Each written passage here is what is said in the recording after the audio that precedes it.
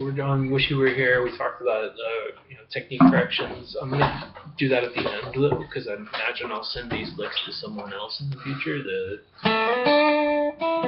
part that comes in after one time through the intro, so we'll talk about the strumming issues after that. So I'm gonna try to use this again. Right, so. And when we're doing our type turnaround shit, we can think of all that stuff being available, like it all sounds like the blues, just like it's like what we're doing here is the same as going, or like your shit you've been doing around the 5th fret, but same notes up there. Anyway. Nothing tricky yet aside from just keep your mouth. And then we're going to hop over and use our ring finger for that right there. If you're having any issues with the pull-off, it's that your first finger wasn't there yet, so you want to hop up onto the string with both of them rather than going just... Cool. And when you're doing these at home, it's like, one of your favorite riffs. It's going to be really tempting to do it in rhythm. Just learn each lick and then start assigning rhythm to it. Just show, learn the dance steps, then dance. Section 1, then we hop, replace it. Cool. Then we get the fun one. So I'm using my ring and pinky, so that it makes sense for me to go to my first finger, but you could also just go ring finger, like that. Either one of those are legit choices. Whole thing we're working on this week is not ended up way behind the fretboard though, where like 3 fingers feel like a reach, 3 fingers shouldn't feel like a reach. So yeah, just loose at the shoulder, and not, your ring finger certainly shouldn't feel like a reach. And it turns out we're not using our pinky in this at all. Right on. So yeah, we just did so now we're going, and then we end up on the shape like from the way that starts. All of these slides are that shape exactly, it turns out. Then he picks the string, so just please stop and do that. And then the next one's identical. He just does the last note as a pull off rather than picking it. So.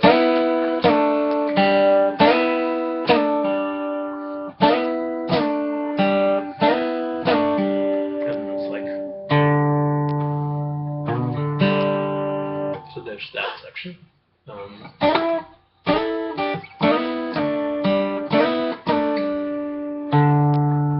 we have this where we talked about how sliding to the 2nd fret, you don't get an entire 2 frets, but it still sounds like, like a slide. Just one fluid thing. What we don't want to hear is like just thinking of it as I'm using this note, I'm sliding into it versus I was ever going up the 1st fret. Anyway, so you can do it with your middle finger or your first finger. Turns out it doesn't matter because what he does after that is all super, it is not related shape-wise to what we were doing otherwise. That little wounded is the only thing of its type in the whole thing. So yeah, big section there. And the rest of it's really get good up there because the rest is like easy, structurally, as it's just going to be the same shit we were doing in the very first riff. In fact, it actually starts with the same way that the other one did, and then we go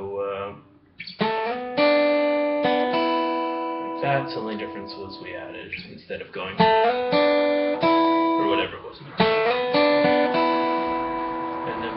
So there's that part's just kind of a phone in because you already know it at this point.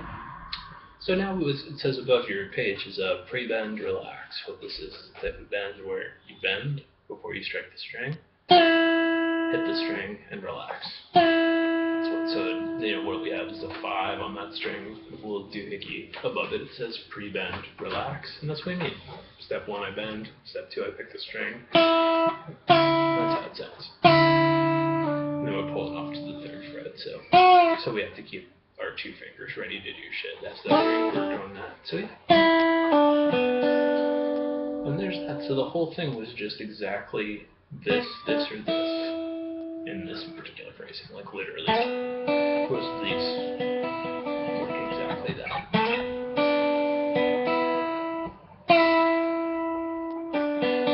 Whatever the timing is, and we get boodaloo, right?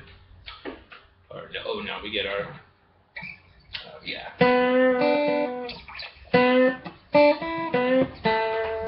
Cool. So we have the previous stuff, and now so go ahead and link it up to there on this.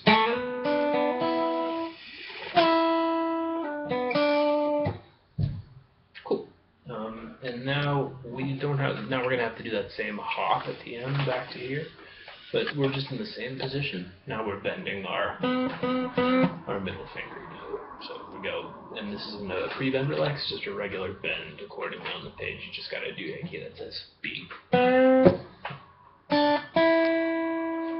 Same bend.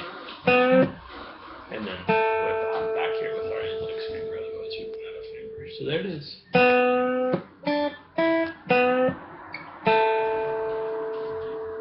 So the previous one in that was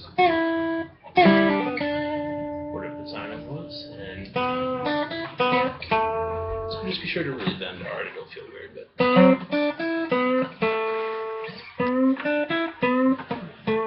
awesome. So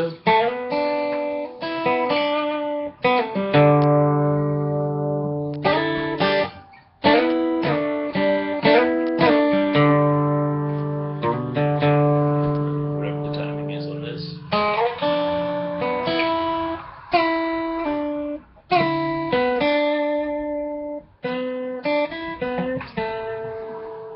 Cool, here we are. And then going back to the intro, what we were seeing is that you were having a much easier time playing rhythm guitar with the thin pick, the girlfriend pick, but then when you went to hit single strings, we were having that issue with it sounded like scratch. When you switched to a regular medium pick, playing single notes didn't present any problem, but strumming started to sound kind of heavy-handed. What we need there is just less attack and more just one motion that grazes all the strings. So kind of a good thing to do might be like go back and forth between those two picks and figure out what's making that feel easier to do when you're using the bendy pick, the light one. So just pick any chord and just be like, okay, why did that feel easier? Grab the other one, try to just duplicate it. But the short version is we're just looking to barely graze the strings with one motion that doesn't have to have as much attack to get I have strummed. So yeah, the golf swing analogy, we're just going like I have strummed. So we're going between, I'm playing notes, then we're so there we are.